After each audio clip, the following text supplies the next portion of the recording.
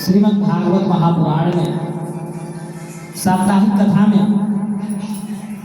हम भगवान के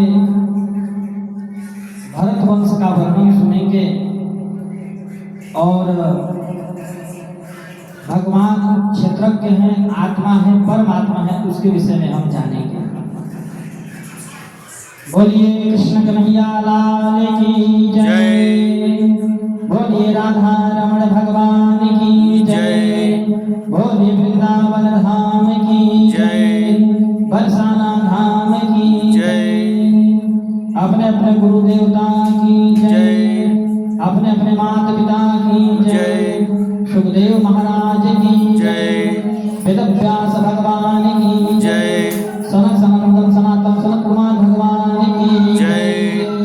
जय जय श्री राधे श्याम, जय जय श्री राधे श्याम, जय जय श्री राधे श्याम। क्षेत्रज्ञ आत्मा पुरुष पुराण साक्षात् स्वयं ज्योतिरजः परेशः नारायणो भगवान वासुदेवः स्वमाया आत्मन्यावधीयामानः। वह यह क्षेत्रज्ञ आत्मा अतः परमात्मा सर्वव्यापक जगत का आदि कारण परिपूर्ण अपरोक्ष स्वयं प्रकाश अजन्मा ब्रह्म आदि का भी नियंता और अपने रहने वाले माया के द्वारा सबके अंतःकरण में रहकर जीवों को प्रेरित करने वाले समस्त भूतों का आश्रय रूप भगवान वासुदेव हैं। राजन, 5 कर्मेंद्रियां, 5 ज्ञानेंद्रियां एवं 1 अहंकार, ये 11 मन की वृत्तियां हैं तथा 5 प्रकार के कर्म, 5 तन मात्रा और 1 शरीर, ये 11 उसके आधारभूत विषय कहे गए हैं। गंध, रूप, स्पर्श, रस और शब्द, ये सब 5 ज्ञान इंद्रिय विषय हैं। मल त्यागना, संभोग, गमन, भाषण और लेना देना आदि ये 5 कर्म इंद्रिय के विषय हैं तथा शरीर को यह मेरा है इस प्रकार का स्वीकार करना अहंकार का विषय है। कुछ लोग अहंकार को 12वें वृत्ति और उसके आश्रय शरीर को 12वां विषय मानते हैं। ये मन की 11 वृत्तियां कर्म और काल के द्वारा करोड़ों भेदों में परिणित हो जाती है। इसकी सत्ता सर्वज्ञ आत्मा की सत्ता से ही है, स्वतः या परस्पर नहीं। ऐसा होने पर भी मन से क्षेत्रज्ञ का कोई संबंध नहीं है। यह क्षेत्रज्ञ परमात्मा सर्वव्यापक जगत का आदि कारण परिपूर्ण उपरोक्ष स्वयं प्रकाश अजन्मा ब्रह्म आदि का भी नियंता और अपने अधीन करने वाली माया के द्वारा सबके अंतःकरण में रहकर जीवों को प्रेरित करने वाला समस्त भूतों का आश्रय रूप भगवान वासुदेव ही है। राजन, जब तक वह आत्मा के उपाधि रूप मन को संसार दुख का क्षेत्र नहीं, तब तक वह इस लोक में यूं ही भटकता रहता है।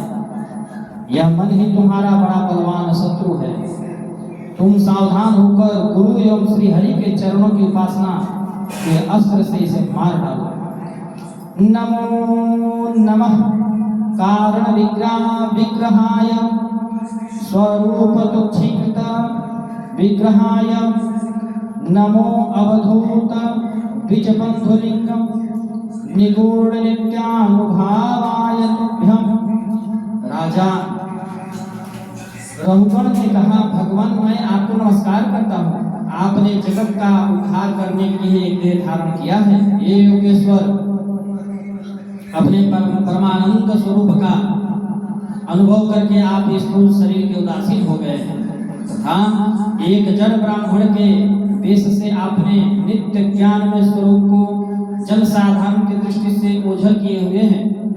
मैं आपको नमस्कार करता हूँ। श्री सुखदेव जी कहते हैं, परीक्षित, राजा रघुगण के प्रश्न करने पर जड़ भरत ने भवा नवी के वर्ण के मध्यम से उनका संशय नाश किया।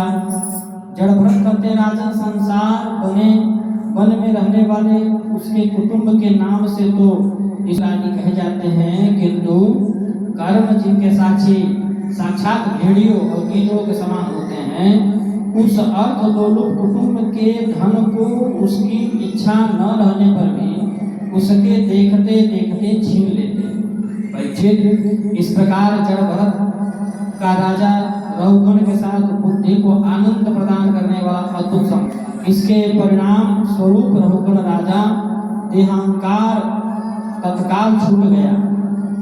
स्कंद पुराण के केदार खंड में ऐसा कहा गया है कि राजा भरत के हिरण में आसक्ति होने से उसे उसी रूप में जन्म लेना पड़ा।